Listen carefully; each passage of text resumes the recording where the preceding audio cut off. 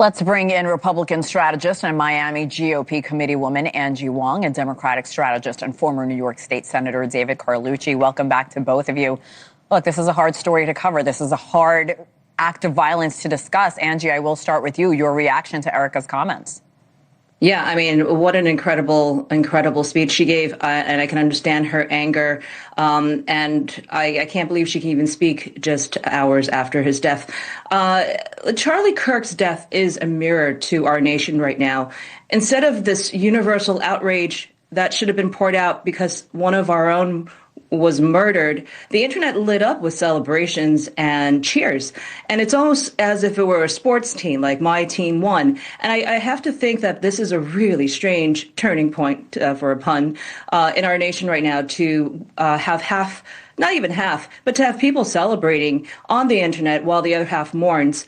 And it's a very tribal mentality that we've kind of pushed ourselves into, the us versus them mentality, so much so that it's almost become radicalized. When you dehumanize the other side, you almost make it okay, and a bullet could be justified. I think that's what we're looking at right now. So when Erica Kirk is speaking on behalf of the nation and on behalf of her husband, I can understand her anger, but I do have to warn, I'm not sure we want to get pushed into this almost holy war of more us versus them. And I think that's where we really want to kind of take a step back and say, is this really who we are as a nation right now? Because I don't want to be part of that kind of division anymore.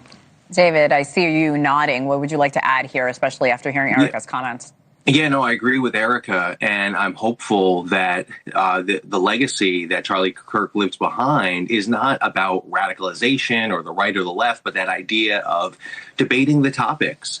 And hopefully there should be more of that. The idea that we can have a fierce disagreement, but we do it in honor of our country, in honor of making things better for future generations.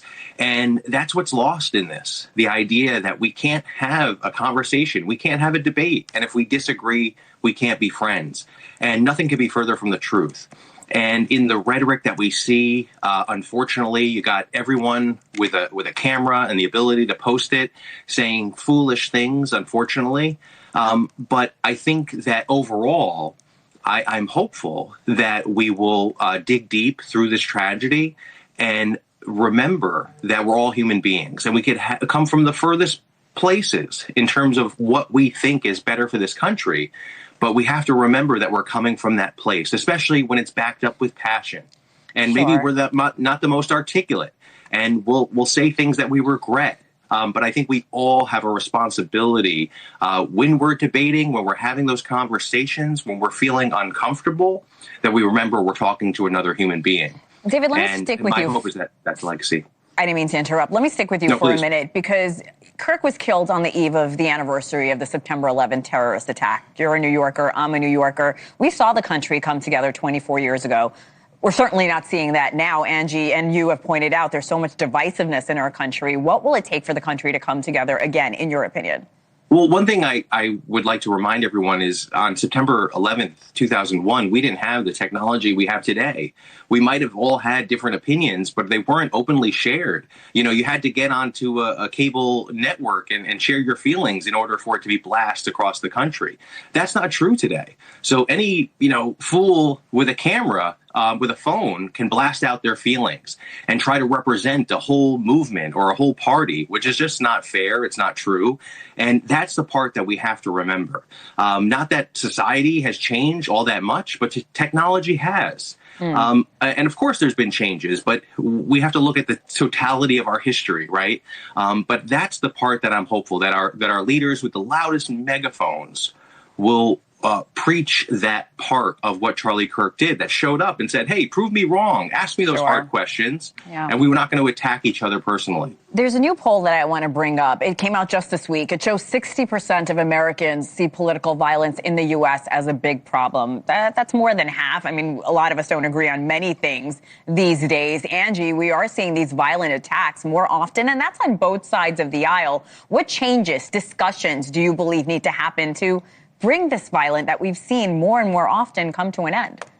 Yeah, political violence has become the norm. This can't be the norm. I don't know of a single politician that doesn't have a stalker injunction against somebody. It is horrible where we've kind of pushed ourselves into. When the debate dies, that's when the violence starts. And we now see how far off it's become.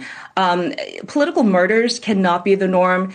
Killing and cheering on of political figures cannot be the norm. It can't be drunk like it's Kool-Aid. And that's exactly what's happening. A lot of what has to be done really could start with the media and also with social media encouraging rage clicks. And I think that's what's driving all the algorithms. The more crazy, the more clownish, and the more extreme things are on social media, it gets all the eyeballs and people get rewarded for it. So they're going to want more and more and more of that. So much so that it really does become the norm, and that, people expect that this is justified. All of, whether it's murder or harassment or intimidation, all of that, we need to have real laws in place and law enforcement to stop all this stuff.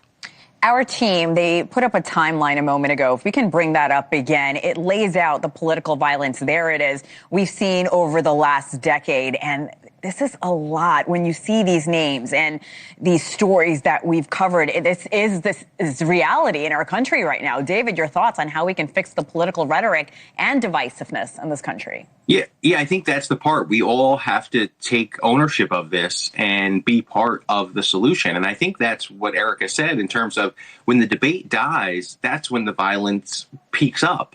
And this idea that we want to shut people off or turn them out, that just can't happen, or this cancel culture. The idea is that we have to remember where we're coming from and have these very civil debates. The idea that this was perpetrated by the left or the right of any of these attacks is just wrong. It's just anti-American, these attacks. And that's what we have to remember. We all have to stand up and push back against it, but we have to have those civil debates. And I think that's what's lost. It's this idea that, I think you said earlier, it's a sporting event. And that's not true. We have to look at it like a debate club, that we debate the issues and we try to see them from both sides. But in that idea, in that mission of making us a better place. Ask those tough questions, think outside the box, run against the grain, but do it in a respectful way and one that's understanding. And that takes a lot of courage. That takes a lot of wisdom to be able to take that abuse sometimes. Sometimes it's seen as abuse. But I think we have to remember that we're debating the policies, not the person. And that is what's, I think, forgotten from Congress down to City Hall. And I think all of our politicians have to remember that we're talking about the policies. We're not talking about the people. Both of you have brought up social media, and I'm sure you guys are seeing the same posts I am. One side is like, we should feel sorry for this. What about this? Another group might bring up past rhetoric from Charlie Kirk in the past that may be hateful or divisive. How, Angie, this question is for you. How can you have a civil political debate when it devolves so quickly? Yeah, and a lot of it is because you no longer respect your neighbor. I'm not sure when in history that happened. I may have voted differently from my neighbor. I might fly an American flag, and he may have a Black Lives Matter poster outside his house, but we both used to talk. Now we don't talk anymore. And at some point, that division happened within the last couple of years. And I think that's what we have to look at. We've been divided as a nation from left versus right. Maybe it's not that. Maybe we went to the wrong conclusion there. Maybe we have to go back and say, look, we all live in this crazy world together. How do we fix it together? Maybe some points from you, maybe some points from me, but how do we talk again? I think we got to go back to the very, very basics. Social media certainly help divide us. And again, social media companies reward those who do divide us. It works. It's entertainment. And we perpetuate that. But that's not the truth. The truth is, I do love my neighbors. We live in a community together. How do we all become communal again?